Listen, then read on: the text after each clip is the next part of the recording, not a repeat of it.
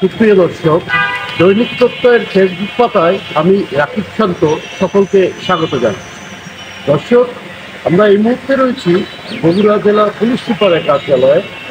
এখানে আসার কারণটি হচ্ছে, আপনাদেরকে জানিয়ে দেই, গত মাসের 19 তারিখে অর্থাৎ 19শে এপ্রিল রাতে বগুড়া নিউ মার্কেটে আল তৌফিক জুয়েলার্সে একটি দুর্ধর্ষ চুরির ঘটনা ঘটে। তো সেই বিষয়ে জেলা পুলিশ বগুড়ার পুলিশ সুপার মহোদয় আজকে সাংবাদিকদের এখানে ডেকেছেন।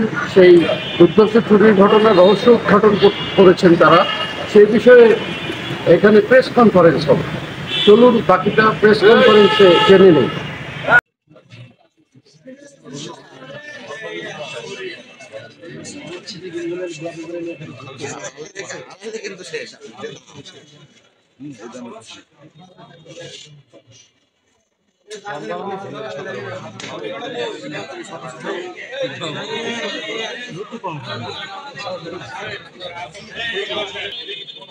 সুপ্রিয় দর্শক, আপনারা জানেন যে গত 20শে এপ্রিল সকাল 9টা থেকে 9:30 সময়ের মধ্যে বগুড়া নিউ মার্কেটে আল তৌফিক জুয়েলার্সে তারা যেটি অভিযোগ করে যে 110 ভরি স্বর্ণ চুরি হয়ে গিয়েছিল তাদের।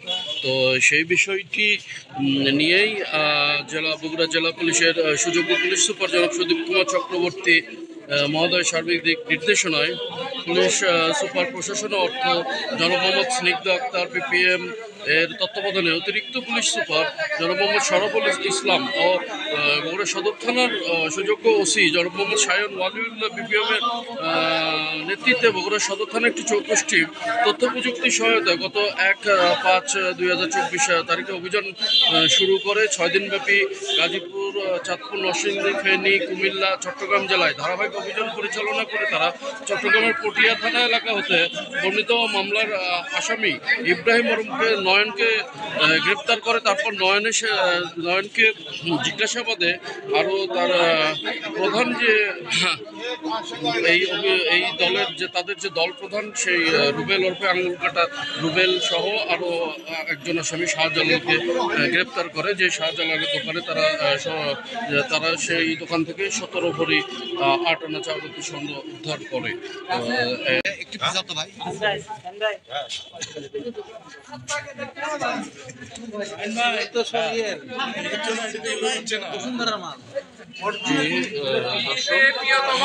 বিশেষ ব্যবস্থা নিয়েছি। তারপর আমরা যদি লক্ষ্য করি যে গত 20 এপ্রিল বগুড়া সদর নিউ মার্কেটে আল তৌফিক জুয়েলার্সে সকাল 9টা থেকে আনুমানিক 9:30টার মধ্যে দোকানের শাটার কেটে একটি চাঞ্চল্যকর চুরি হয় এবং সেখানে যে কর্তৃপক্ষ বা যে স্বত্বাধিকারী তিনি আমাদের কাছে অভিযোগ করেন যে প্রায় 110 ভরি স্বর্ণ সেখান থেকে অজ্ঞাত যারা চোর তারা চুরি করে নিয়ে গেছে।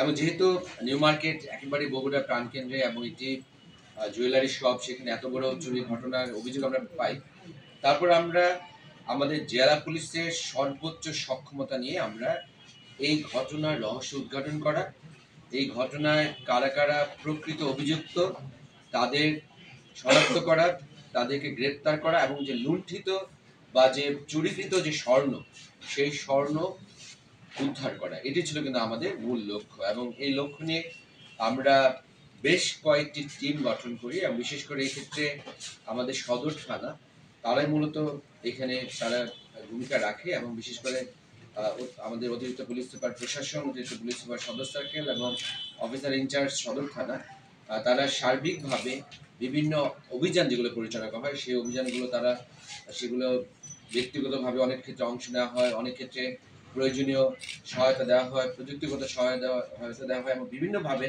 আমরা সার্বিকভাবে আমাদের সকল সক্ষমতা নিয়ে এই ঘটনার পেছনে এই রহস্য উদ্ঘাটনে আমরা সবাই নিয়োজিত হই। এবং এই ঘটনাটি রহস্য উদ্ঘাটন করার জন্য আমাদের কিন্তু বেশ কয়েকদিন আমাদের নিরবচ্ছিন্ন ধারাবাহিক অভিযান পরিচালনা করতে হয়েছে এবং তার জন্য আমরা গাজীপুর, চাঁদপুর, নরসিংদী, ফেনী, কুমিল্লা, চট্টগ্রাম এই প্রতিটি জেলায় কিন্তু আমাদের এই অভিযান পরিচালনা করতে হয়েছে। তার সাথে বগুড়া তো আছেই। এবং আমরা ধারাবাহিকভাবে অভিযান পরিচালনা করতে করতে আমরা এক পর্যায়ে এই ঘটনা যে মূলত যে কাটার দিয়ে এই দোকানটি জুয়েলার্স শপ কেটে যেখানে চোর চক্রে অন্য যারা প্রবেশ করেছিল, যে মূল যে কাজটি করেছিল সেই ইব্রাহিম ওরফে নয়ন সাহা, তাকে আমরা গ্রেপ্তার করতে সক্ষম হই এবং তাকে আমরা চট্টগ্রামের পটিয়া থেকে তাকে আমরা গ্রেপ্তার করি।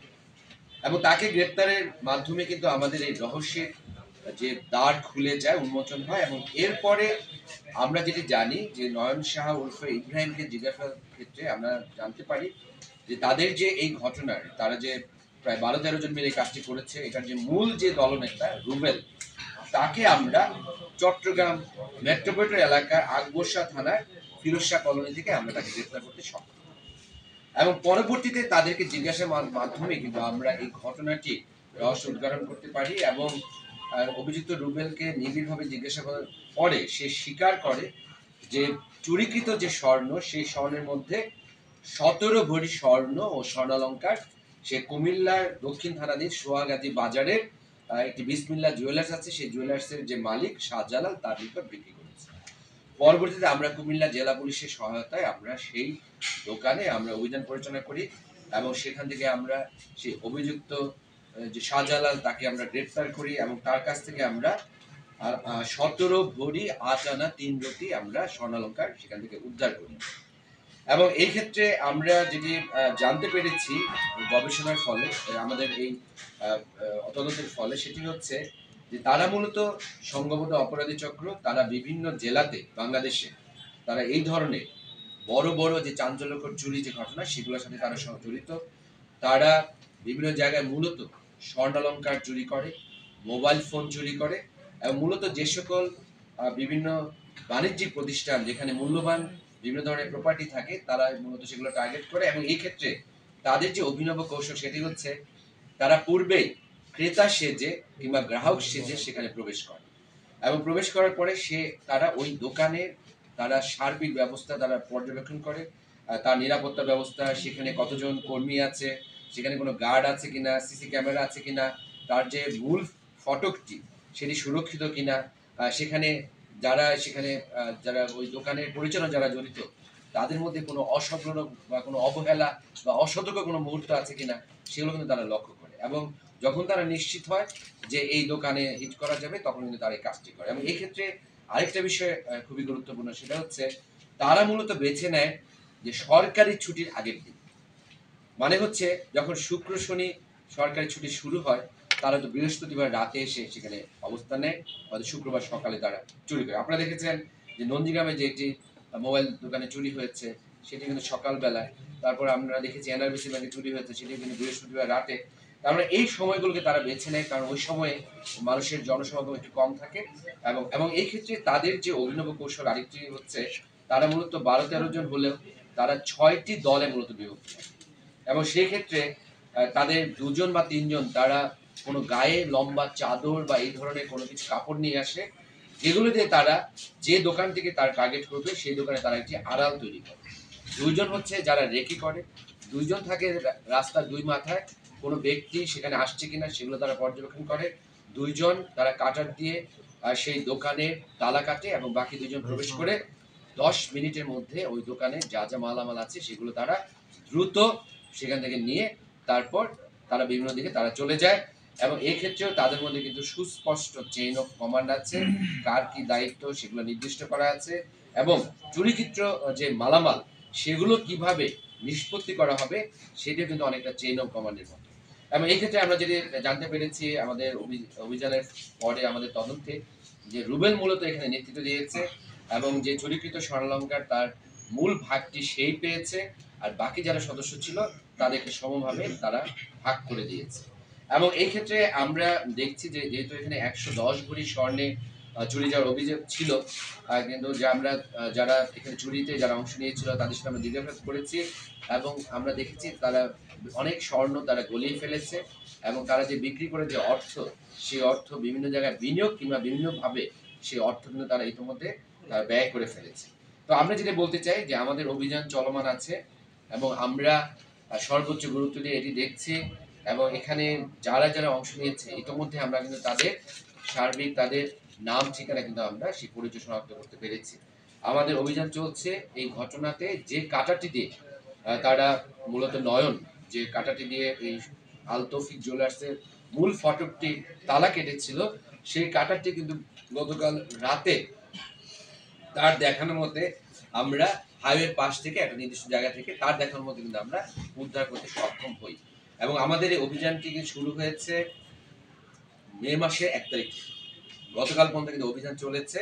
এবং এই ক্ষেত্রে আমি অবশ্যই ধন্যবাদ জানাবো আমার সেই আভিযানিক দলকে, যারা এই দীর্ঘ 7 দিন ধরে বাংলাদেশের বেশ কিছু জেলায় অবস্থান করে ধারাবাহিকভাবে তদন্তের মাধ্যমে এই বিষয়গুলোকে তারা সুতায় গাঁথতে পেরেছে। এবং এই ঘটনার মূল অভিযুক্ত রুবেল, তার প্রত্যক্ষ সহযোগী যে কাটার দিয়ে দোকানের সেই তালা কেটেছে ইব্রাহিম ওরফে নয়ন, এবং যে 17 ভরি স্বর্ণালঙ্কার যেগুলো গচ্ছিত রেখেছিল, যেটি হচ্ছে আপনারা জানেন যে বিসমিল্লাহ জুয়েলার্স কুমিল্লা যে মা শতাধিকারী শাহজালাল, তাদের 3 জনকে আমরা গ্রেপ্তার করতে পেরেছি। এবং আমাদের এই অভিযান অব্যাহত থাকবে, তদন্ত অব্যাহত থাকবে। এখন আমরা দেখব যে এই যে দলটি সম্পর্কে আমরা জানতে পেরেছি, তারা আরো কোথাও কোথাও এই ধরনের সংঘবদ্ধ অপরাধ করেছে কিনা, এই ধরনের চাঞ্চল্যকর কোনো বড় ধরনের চুরি বা সিঁদুর চুরি তারা করেছে কিনা, সেগুলো আমরা দেখব। এবং তার সাথে এই বগুড়াতেও এর পূর্বেও যে ধরনের বড় বড় চুরির ঘটনা ঘটেছে, সেই সকল ক্ষেত্রে তাদের যারা সদস্য, তাদের কোনো সম্পৃক্ততা আছে কিনা সেটি আমরা দেখব। তবে আমি সম্মানিত যারা ব্যবসায়ী যারা আছেন, যারা বিভিন্ন গুরুত্বপূর্ণ যারা জুয়েলারি শপ চালান, যারা মোবাইল দোকানদার, তাদেরকে আমি অনুরোধ করব যে আপনারা আপনার ব্যক্তিগত যে দোকান, তার নিরাপত্তা কিন্তু আপনাকে নিশ্চিত করতে হবে। অনেক ক্ষেত্রে আমরা দেখি যে আপনাদের মধ্যে সতর্কতা অভাব থাকে, অনেক ক্ষেত্রে সিসি ক্যামেরা থাকে না বা প্রয়োজনীয় নিরাপত্তা ব্যবস্থা থাকে না। এবং ঢাকাতে আপনারা দেখবেন যে অনেক দোকানে কিন্তু অ্যালার্ম জেনারেশন সিস্টেম আছে। কোনো আগন্তুক যদি কোনো দোকানে প্রবেশ করে, সাথে সাথে কিন্তু তার মোবাইল ফোনে একটি অ্যালার্ম জেনারেট হয়, সাথে সাথে সে কিন্তু বুঝতে পারে। এমনকি অনেক ক্ষেত্রে সিসি ক্যামেরা নিয়ন্ত্রণ করা যায় মোবাইল ফোন থেকে। আমি আপনাদেরকে অনুরোধ করব যে আপনারা যারা মূল্যবান সম্পদের যারা ব্যবসা করেন, আপনারা এই নিরাপত্তা বৈশিষ্ট্যগুলো আপনাদের প্রতিষ্ঠানে অবশ্যই আপনারা সংযুক্ত করবেন, যাতে করে আপনাদের প্রতিষ্ঠানের নিরাপত্তা সুরক্ষিত হয়। সবাইকে ধন্যবাদ। মহোদয়, আমরা সে সময় শুনতে পেয়েছিলাম বা বলা হয়েছিল যে 100 বা 120 ভরি স্বর্ণের কথা, এখন জানা যাচ্ছে 17 ভরি। আর আরেকটি বিষয় যে চুরিটি কোন সময়ে সংঘটিত হয়েছিল? রাতে? না, এটা তো আমরা বলেছি এখানে সকাল 9টা থেকে 9:30। ও আচ্ছা, বলেছেন। হ্যাঁ। স্বর্ণের পরিমাণটা? না, এরা আন্তঃজেলা চোর চক্রের সদস্য, এবং এরা কিন্তু সুনির্দিষ্ট কোনো বাসে অবস্থান করে না। এরা মূলত ভাসমান ভাবে তারা তাদের জীবনযাপন করে, এবং তারা কিন্তু প্রযুক্তির দিক দিয়ে অত্যন্ত তারা জ্ঞান সম্পন্ন। তাদেরকে প্রযুক্তি দিয়ে ধরা অত্যন্ত কঠিন কাজ, কারণ তারা অত্যন্ত উচ্চ প্রযুক্তি জ্ঞান সম্পন্ন। এবং তারা হচ্ছে টার্গেট বেস, তারা কাজ করে। তারা মূলত একটি জায়গায় অপারেশন করে এবং তারপর তারা গা ঢাকা দেয়, এবং স্থায়ীভাবে তারা কোথাও বসবাস করে না, অনেকটা ভাসমান অবস্থায় তারা বসবাস করে। ওদের কতগুলো স্বর্ণ চুরি হয়েছিল সেটা? আমি আপনাকে বলেছি যে অভিযোগ হয়েছে 110 ভরি, কিন্তু আমরা আমাদের অভিযানে আমরা 17 ভরি এবং 8 আনা 3 রতি স্বর্ণালঙ্কার আমরা উদ্ধার করতে পেরেছি। বাকি যে স্বর্ণালঙ্কার তারা বলেছে যারা ইতিমধ্যে গলিয়ে বিক্রি করেছে, এবং সকল স্বর্ণ কিন্তু এই 3 জনের কাছে নেই। অন্য যারা সদস্য ছিল তাদের কাছেও কিন্তু এই সোনা বা সেই স্বর্ণ বিকৃত অর্থ সেগুলো তারা কিন্তু তাদেরকে প্রদান করেছে। আমরা যত বেশি তাদেরকে ধরতে পারবো, তত বেশি কিন্তু আমরা বুঝতে পারবো যে স্বর্ণালঙ্কার কিংবা স্বর্ণালঙ্কার বিকৃত যে অর্থ সেগুলো তারা কোথায় সঞ্চিত রেখেছে, এটা আমরা বুঝতে পারবো। এটা কিন্তু অভিযোগ। হ্যাঁ, আমি আপনাকে বলছি, এটা হচ্ছে যিনি স্বত্বাধিকারী আলতৌফিক জুয়েলার, যিনি অভিযোগ করেছেন 110 ভরি স্বর্ণ চুরি গেছে। এটা কিন্তু অভিযোগ। আমাদের তদন্ত করে আমরা কিন্তু বের করতে পারবো যে আসলে কত ভরি স্বর্ণ সেখান থেকে চুরি হয়েছে, এবং সেই ক্ষেত্রে আমাদের তদন্ত শেষ না করে বলা যাচ্ছে। আর আপনি যেটা বলেছেন যে ইব্রাহিম ওরফে নয়ন সাহা, তার পূর্ব নাম ছিল নয়ন শাহ, পরবর্তী সে ধর্মান্তরিত হয়ে সে ইব্রাহিম নাম ধারণ করে। আর এই ইব্রাহিম ওরফে নয়ন, রুবেল এবং শাহজালাল, তাদের বিরুদ্ধে কিন্তু ইতিপূর্বেও বিভিন্ন জায়গায় বিভিন্ন থানায় কিন্তু মামলা যে তথ্য সেটাকে আমরা সংগ্রহ করতে পেরেছি। তার মানে তারা অভ্যাসগত সংঘবদ্ধ অপরাধী চক্রে তারা সক্রিয় সদস্য। এই দোকানের কেউ কি সংশ্লিষ্ট ছিল তাদের সাথে? না, দোকানে কাউকে আমরা এখনো আমাদের তদন্তে আমরা পাইনি। তবে আমি যদি আপনাকে বললাম যে তারা মূলত যে দোকানটিকে তারা অভিযান করবে, তাদের ভাষায় আমি বলি তারা চুরি করবে, সেটা কিন্তু তারা আগেই এসে টার্গেট করে ক্রেতা সেজে বা ব্যাংকে হলে গ্রাহক সেজে, যেমন পোস্ট অফিসের ক্ষেত্রে আপনারা জানেন সে কিন্তু এখানে একজন গ্রাহক সেজে সে প্রবেশ করেছে। তারা ক্রেতা সেজে প্রবেশ করে এবং তারা ক্রেতার অভিনয় করে তারা মূলত দোকানের যে নিরাপত্তা ব্যবস্থা সেগুলো পর্যবেক্ষণ করে।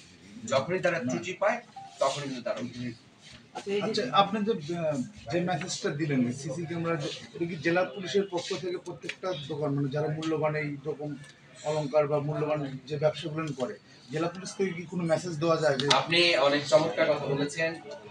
এবারে পবিত্র ঈদ উল ফিতরের আগে এই মিলনায়তনের পক্ষে কিন্তু আমি নিজে সকল ব্যাংকের যারা ব্যাংকের এটা আমি বলছি আপনাকে সকল ব্যাংকের যারা তাদের কিন্তু আমি ডেকেছিলাম এবং তাদেরকে আমরা সুস্পষ্ট আমরা আমাদের 6 দফা তাদেরকে আমরা উপস্থাপন করেছি।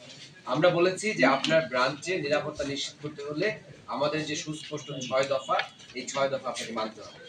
আমরা ইতিমধ্যে বিভিন্ন ব্যবসায়ী যারা সমিতির যারা সভাপতি সাধারণ সম্পাদক তাদের সাথে আমরা কথা বলেছি। জুয়েলারি সমিতির সভাপতি সাধারণ সম্পাদক তাদের সাথে আমি কয়েক দফা আমি কথা বলেছি। আমি তাদেরকে সুস্পষ্টভাবে বলেছি